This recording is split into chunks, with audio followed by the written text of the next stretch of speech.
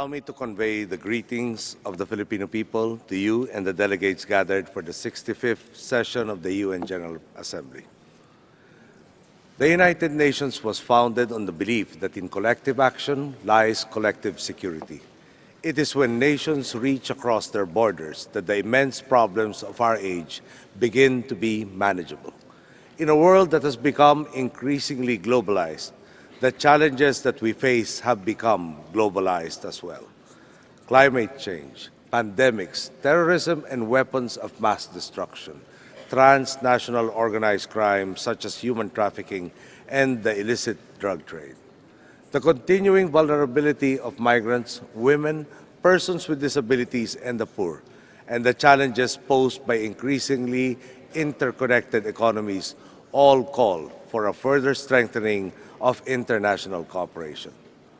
All of us here, representing our respective nations, are stewards entrusted with the well-being of our respective peoples.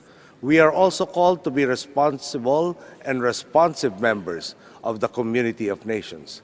Clearly, we are already aware that the problem of one poses a problem for all. Any solution, then, depends on us recognizing that each of our nations does not exist in a vacuum, but rather in an increasingly interdependent global milieu.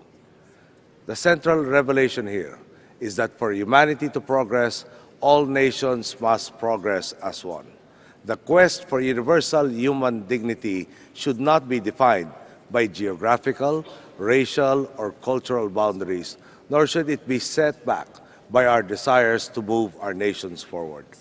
Global progress means equitable progress. The industrialized nations of the world can look with pride on the living standards their peoples enjoy. But as one of my distinguished predecessors once said, those who have less in life should have more in law. This basic principle of social justice is also the most basic humanitarian challenge of our times. The wealth of nations must become an instrument to move the world further along the straight and righteous path of compassion and communal responsibility. The message is clear. There are those who need help, and acting with compassion towards those who need help is a response that is both humane and necessary. This idea has been trumpeted for decades, and yet combating inequality remains one of the greatest challenges of our times. The chasm between the powerful and powerless, the haves and the have-nots, remains to be bridged. The past century has demonstrated, in terms so stark, that it inspired the creation of this organization, that when the mighty clash, those who have less end up being trampled. This is true where conflict exists, and true where markets exist, true in our nation, and true in an international context. The concept of vulnerability and inequality is all too clear in the global effort to address climate change. Those who stand to lose much, if not everything, from the effects of man-induced climatic conditions are those who did little to cause it. There is an enormous need to ensure, as a matter of justice, that countries, particularly the vulnerable, are assisted in their adaptation and disaster risk reduction efforts, and are provided the necessary resources to build climate-resilient communities.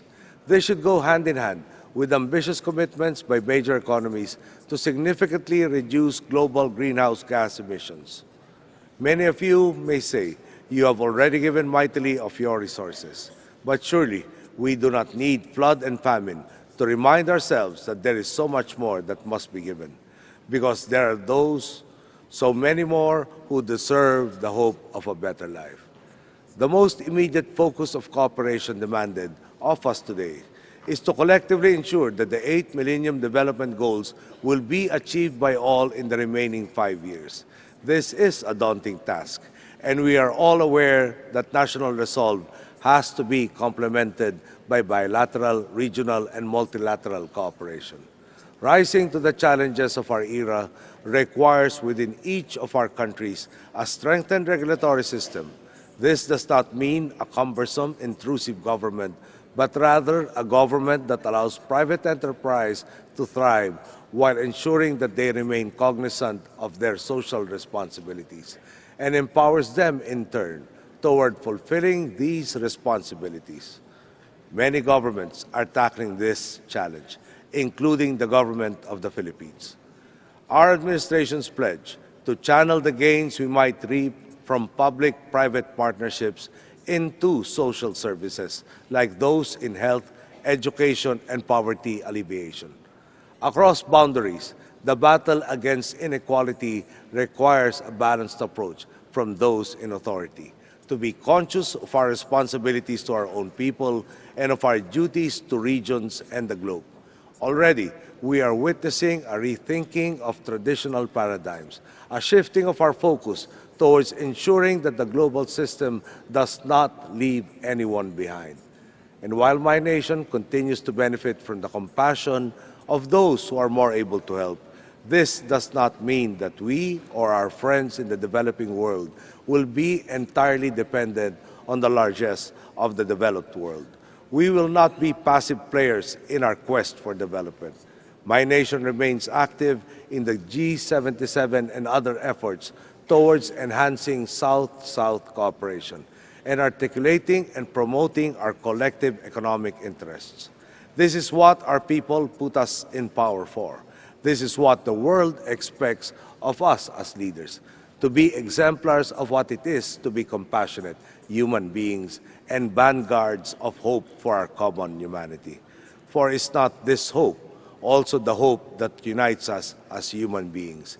It is the same hope that allows us to break down walls of mistrust, which may take the form of intolerance, fear, or violence. It is the same hope that leads us to gather in this hall as our predecessors did. It is the same hope that will give our generation of leaders the strength to elevate this global assembly to a place where collectively the nations of the world could find ways to make a better life possible for all.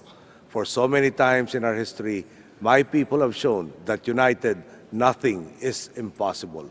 We called it people power. It is my earnest hope and in the greatest interest of humanity that we harness the energies of dialogue, solidarity, and communal responsibility so that a global people power toward equitable progress may be achieved. Thank you and good evening.